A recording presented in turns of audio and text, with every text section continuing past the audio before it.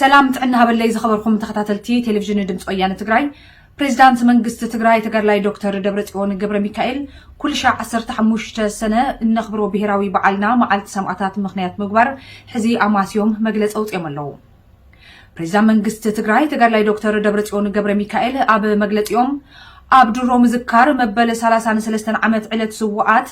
በሽም ጅግና ጀነራል አሉላ አባ ነጋ ተሰየመም ወፍሪ ሰራዊት ትግራይ አሰር አቦ ሐጎታቱም እና ሐጎታቱ አቦታቱን እነታቱን ወሪሱ ዘመዝግቦም ዘሎ አንጸባርቅቲ ዓወታት አብ ውሽጥን አብ ደገን ዘለኻ ህዝብና እንኳ ደስ በለካ ኢሎም አለው ተጋድላይ ዶክተር ደብረጽዮን ገብረ ሚካኤል በተወሳኺ እቲ ተጀሚሩ ዘሎ ወፍሪ አብ ልዕሊ ህዝብ ትግራይ ክንደይ ግፍዕ ዝፈጸሙ ሰራዊታትን መራሕትን ምድምሳሶም ምስሓበሩም እቶም ዝተረፉ ድማ ካብ ወፍሪ አሉላ አባ ነጋ ተማሂሮም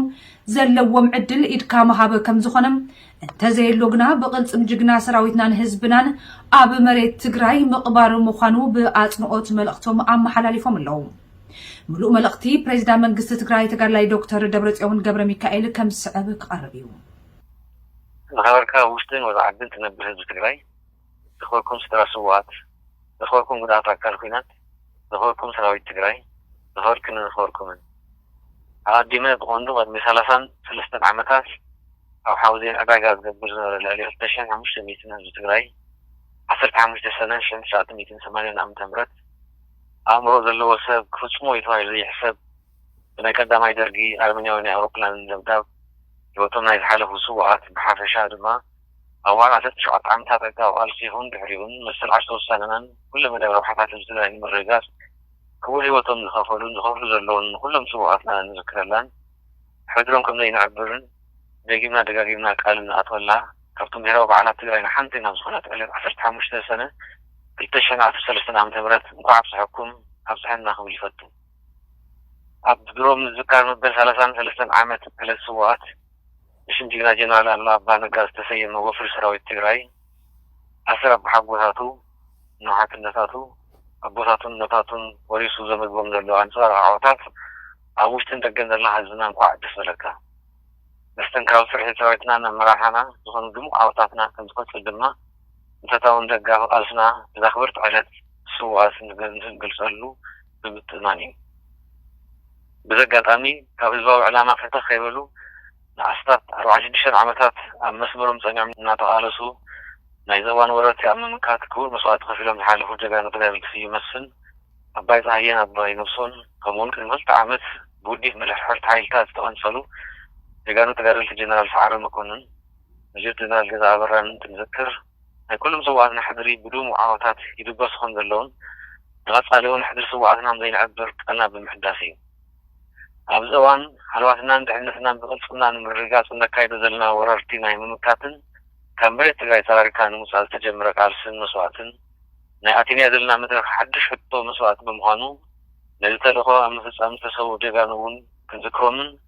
ዝጀመሮ ቃልሲ ብምሕያል ኩሎም ወረርቲ ሓይልታት ብተነጻጻሪ ኣብ ዝሓፀረ ግዜ ብምቕባር ኩሎም ስዋዕትና ክቐስኑ ህዝቢ ትግራይ ናይ ባዕሉ ዕድል ባዕሉ ክውስን ክንገብር ኣብ ዘኽብርቲ ዕለት ደጊምና ሕድሪ ቀዳሞትን ድሓርወትን ስዋዕትና ይንዕብር ኢልና ሓድሽ ድሙቕ ታሪክ ብደምና ከም ንፅሕፍ ኣይጠራጠርን ዝኸበርክንን ዝኸበርኩምን ኣብ ሕሉፍ ዕንቃዊ ቃልሲ ህዝቢ ክሓልፈሉ ኢሎም ዝተሰዉ ጀጋኑና ተጋደልትን ሃርበኛታትን ሰብ ህዝባዊ ዕላማ እዮም ነይሮም እዞም ጀጋኑ ንሂወቶም ከይሰስዑ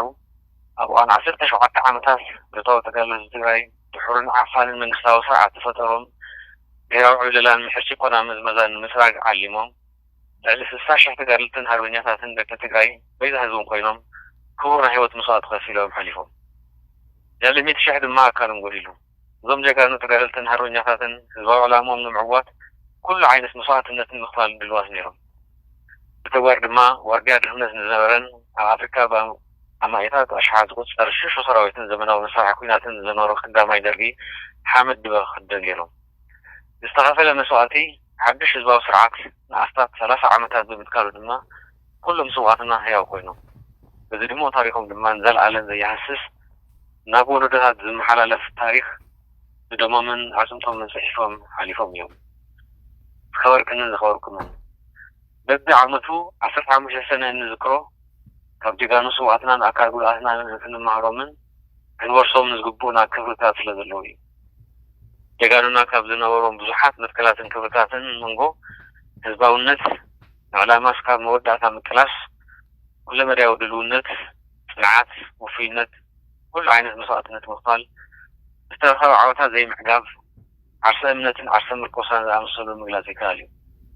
እዞም ዓበይቲ መትከላትን ክብርታትን እዚኦም ኣብዚ እዋን ነካይዶ ዘለና ህዝባዊ ኩናትና እውን ስለ ዘገልግሉ ዓጥቂትና ሒዝና ናብ ነገራዊ ሓይሊ ንቅይሮም ይግባእ ስዋዕትናን ህዝባዊ ዕላማ ልዕሊ ውልቃዊ ድሌቶም ብምስራዕ ንክቡር ሂወቶም ከይሰስዑ ኩለ መዳያዊ መስዋዕቲ ዝኸፈሉ ሰብ ፍሉይ ታሪክ ጀጋኑ እዮም እዞም ጀጋኑና ካብ ካሊእ ሰብ ዝፈልዮም ክብርታቶም ዓቂቦም ምንተ ምዕዋት ህዝባዊ ዕላማን ረባሕነት ህዝቢ ትግራይ ኢሎም ፍልጅ ከይተረፈ ረጊፆም መስተንክራዊ ቅያስ ዝሰፍሩ ምዃኖም እዩ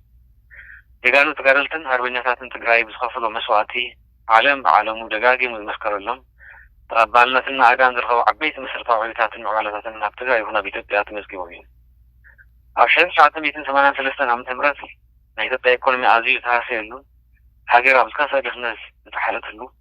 ኣብቲ እዋን ኣብ ዓለም ብድኽነትን ካብ ዝፍለጣ ዝነበራ 10 ሃገራት ሓንቲ እያ ነይራ ኢትዮጵያ እንትኾን ክብርን ሞገስን ንኩሎም ሰዋዕት ተጋደልትን ሃርበኛታት ትግራይ እቲ ኣብ ኢትዮጵያ ዝነበረ ዓሚቕ ድኽነትን ምስሊ ተተኳብን ኣብ ሓፂር ግዜ ብወሳኒ መልክዑ ተቐይሩ ሕድሕድ ዜጋ በብደረጃኡ ዝተጠቐመሉ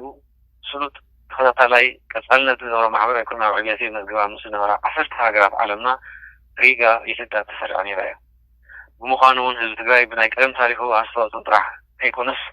ቀዳማይ ደርጊ ብድምሳስን ኣብ ኢትዮጵያ ንኩሉ ህዝቢ ዝጠቅም ኩለ መዳያዊ ለውጢ ኣብ ምምዝጋብ ብፍልጠቱ ክእለቱ ገንዘቡ ጉልበቱ ረሃፁን ልዑል ታሪክ ዝፀሓፈ ናይ ማት ዘይደሊ በዓል ቅያ ህዝቢ እዩ ስለዝኾነ እውን ህዝቢ ትግራይ ብናይ ቀደም ይኹን ናይ ቀረባ ታሪኹ ኣብ ዝኣመነሉ ዕላማ ፀኒዑ ዝተፈለየ ሓለፋት ጥቕሚ እንተይኮነስ ሕልፊ መስዋዕት ምኽፋል ድሙቕ ታሪክ ዝሰርሐ ህዝቢ እዩ ዝኽበርክን ዝኽበርኩምን ብመስዋዕቲ ደቂ ህዝቢ ዝተፅሓፈ ሕገ መንግስቲ ይህነት ዝነበረ ፌደራላዊ ስርዓትን ዳግማይ ደርጊ ፋሽስታዊ ጉጅለ ኣብዪ ኣሕመድ ቅድሚ 3 ዓመታት ኣፍሪሱ ብኩለ መዳያዊ መስዋዕትነት ሓመድ ድበት ኸዲኑ ዝነበረ ኣሃዳዊ ስርዓት ካብ መቃብሩ ኣውፅኡ ህይወት ክህልዎ ይገብር ኣሎ ብኣንጻሩ ሕገ መንግስትን ፌደራላዊ ስርዓትን ሕልፊ መስዋዕቲ ዝኸፈለ ህዝቢ ትግራይ ከየጥፋእኻ ንጉሰ ነገስ ናይ ምዃን ሕልሚ ቀትሪ ክዓውት ስለ ዘይኽእል እቲ ገስጋስ ኣረኣያን ብጭፍሩ ድኽነትን ምጥፋእን ዝፀዕር ህዝቢ ትግራይ ንምፅናስ ምስልመኛ ፀላእቲ ህዝብና ዝኾነ ሓይልታት ድምሕዝቲ ኣመራርሓ ክልል ኣምሓራ መንግስቲ ውልቀ ኣምላኽ ኢሳያስ ኣፈወርቅን ናይ ጥፍኣት ግንባር ፈጢሩ ወራር ወሊዑ ጅምላዊ ጭፍጨፋ ኣካይዱ የካይዱን ኣሎ ቅድሚ 33 ዓመታት ኣብ ሓውዜን ዝተኻየደ ጫፍጫፍን ምድጋም እውን ወረርቲ ሓይልታት ተላሲኖም ኣብ ገጠርን ከተማን ዝነብር ህዝቢ ትግራይ ብምድርን ኣየርን ኣርመንያዊ ባርባራዊ ገስዕታት ፈፂሞም ይፍፅሞን ኣለዉ እንተኾነ ህዝብና ሓረነ እምበር ኣይንብርከኹን ስለዝኾነ እውን ነባርን ሓድሽን ወለዶ ብምውላድ መሰል ዓርሶ ውሳነ ህዝቢ ትግራይ ብዘተኣምን ንምርግጋፅ ወረርቲ ናይ ምምካትን ካብ ትግራይ ጠራሪካ ንምውፃእ ከቢድ ተጋድሎ እናካየድ ይርከብ ሓድሽ ወለዶ ትግራይ ሕድር ቀዳሞተይ ንዕብርን ኢሉ ንፈተውቲ ህዝቢ ትግራይ ዘሕብን ተጃሃርትን ወረርትን ድማ ርእሶም ከድኑ ዘግብር ሓድሽ ተደማሪ ታሪክ ብደሙ ብዕፅምቱ ብራፁ ጉልበትን ገንዘቡን የመዝግበሉ ብምዃኑ ሓድሽ ወለዶ ትግራይ ታንክታትን ማዕልያ ዘይብሎም ዘመናዊ መሳርሒ ኩናት እናቃፀለ በዓላት ክግለጽ ዘይኽእል ጀግንነት እናፈፀመ ህዝባዊ ኩናትና ናብ ዝለዓለ ብራኸ እናብፅሖ ይርከብ ኣብ ቀጻለ እውን ብዝኾነ ዓይነት መሳርሒ ኩናት ወረርቲ ድንብርት ከይበለ ደመኛ ፀላኢ ህዝቢ ትግራይ ንዝኾኑ ወረርቲ ሓይልታት ከም ዝሕምሽሾም ህዝብን መንግስትን ትግራይ ኣይጠራጠርን ዝኸበርክንን ዝኸበርኩምን ድሌትን ትምኒትን ፀላእትና ናይ ዓለም ማሕበረሰብ ከይቀረየ ግልፂ እናኾነ ይኸይድ ኣሎ ኣርመንያዊ ተመክሮ ንካልኦት ምምሕላፍ ብዝመስል ኣግባብ ወረርቲ ፋሽስታውያን መልእኽቲ ንናይ ወፃኢ ዓዲ ልኡኻን ህዝቢ ትግራይ ከም ህዝቢ መንነቱ ካብ ገፀ ምድሪ ከጥፍኡ ከም ዝደልዩ ሕነኽ እንተይበሉ ገሊፆምሎም እዮም ስለዝኾነ እውን እዞም ወረርቲ ህዝቢ ትግራይ ከም ህዝቢ ንምጽናት ኣብ ዓለም ተራእዩ ብዘይፈልጥ ደረጃ ኣብ ዝሓፀረ ግዜ ኩለ መዳያዊ ጥፍኣት ፈፂሞምን ይፍፅሞን ኣለዉ ጥምየትን ፆታዊ ጥቃዕትን ከም ስትራቴጂ ኩናት ከም ዓለም ለኸ ብርኪ ዝተኾነነ ዝለዓለ ገበን እዩ እንትኾኑ እዞም ወረርቲ ኣብ ህዝቢ ትግራይ ዝፍፅም ዘሎ ገበን ግን ጥይት ጥምየት ፆታዊ ጥቃዕትን ሃፍቲ ምብራስን ኣብ ሓደ ፓኬጅ ኣትዮምን ዝተማልአ ኣመራርሓ እናሃቡ ትግራይ ናይ ምጥፋእ ሰይጣናዊ ተግባር ሕይሎም ይፍፅሙ ኣለዉ ስለዝኾነ እውን እዩ ናይ ዓለም ማሕበረሰብ ኣብ ልዕሊ ህዝቢ ትግራይ ዝተፈፀሙ ክፍረታት ምስማዕ ካብ ዝጅመር ጀሚሩ ነዞም ወረርቲ ሓይልታት ክኸውንን ዝርከብ ካብኡ ሓሊፉ ዝተፈላለዩ ውሳነታትን ፃውታትን ኣብ ልዕሊ እዞም ወረርቲ ክዕርፍ ጀሚሩ ዘሎ ይኹን እምበር ድጋፍ ማሕበረሰብ ዓለም بتعم تدلين بوزح عودة حقاذين كون هنا لازم كتفونا ورا دول العلماء طلعتي نحنساو نحوار مدمسة ذكال بغل سنة زكاية تعالى سلز غنون حد ود تقرأين كابجات مدري كتفونا عم زحق ونفعش طبيعا ورا تيجات إمنا مزلنا تربينا جمعنا مخاطر زيادة نحيل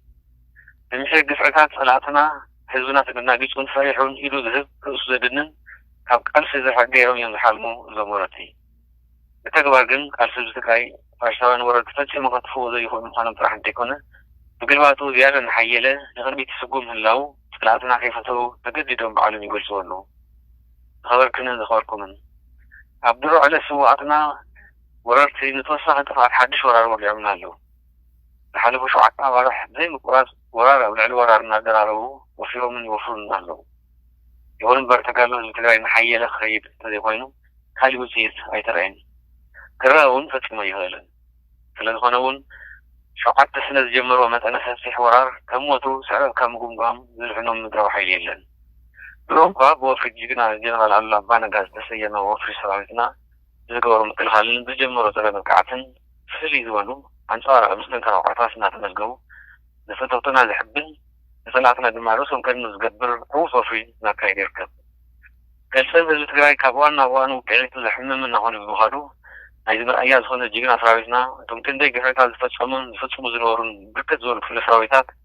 أبطو سنة قديم مولو بمولو كدو سومن كوتاتنا مكيلي ثلاثنا نجزين بر بغلصنا عن كونهم كمن خيل زري تاريخه وفرنا تخير يركب فراوت تقرأي ووزن طرحن تيكونا بلا نفس أن تقولوا كمين عميلة يصبون كم زري بحدا جزي أبركت زول بوطها دمسستي أوبريشنال كاي بسكالو الوفري ومقانون فراوت تقرأي مستنكر وعوطات أوبريشنال ثلاث قالوا لا حد شاش بمساحة زلعالة خبرن مسكانا يصحها أبزوفرين هزنا تفاتفون روين مسألة حاولت بمقانون هزناون كبرن مسكانا يصحها بذلك تجميل زلو وفري عبد الله تقرأي زي قصة فتسموك في الفراويتاتن راحتن تدمسوا ملو أطم تركم حزون كوفر جينا جنرال الله بانا قاسنارو ذلكم الدل حزون إسكام هاب ويمهدام ويزما بغلسن هزبسكراي أمير تقراي مواري بترقى قامي أولا سراويت إيرترا إيرام كوزا عدل مسرات كوزر إيرام زهو ببو عن نوصخة مخاد يركب إذا تترين عوصاني هم كان نجمع نفذلي ووفن صدمنا بسو هاوم عدل زي تقامو ويعني يزولو ويبزلو ويواسد يزولو مش شو أفضل قصة مريت جاي خبر مهان مشلته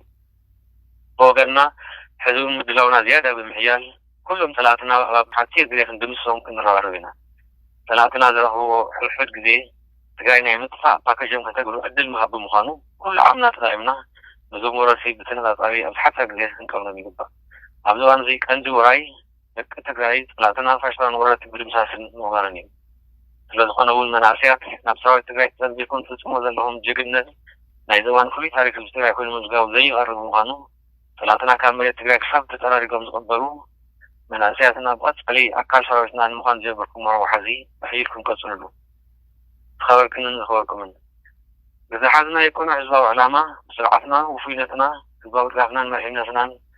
بحاتيرنا كايدو حقاوز قبان نزل الباو خنافنا دمنيا ثلاثنا دفاع عقبنا ثلاثنا بمقبار عوضنا عن الراجلنا يقول بس قالوا كم تم قدامت تقارلتي كنت كبت لي فترة عطاتن تقامات المحلة لحد المغانم ردائي قبع سؤال خلوون كم هذي أو كم ينزلوا بالدورات بتاعتنا نبدأ ترفع عالكن وسعيد فالمسؤولات بمخفال نزل على بركة عالسي دلوقت نكوني قبع نكايدو هزباو هناك مثل 10 سنة من الرقات بكايف حاولنا في الأزغنة نحنا دمو هزباو تاريخ نسرح من خلال تطاون طلع عندنا مشكرينا حزون ذلي كم تجمرنا كم هذي حال خوينا هزباو خويناتنا معوات ليتن أكثر من ربرابي ما ينفعون خوينا كم نروارو دما دترات نقري ولون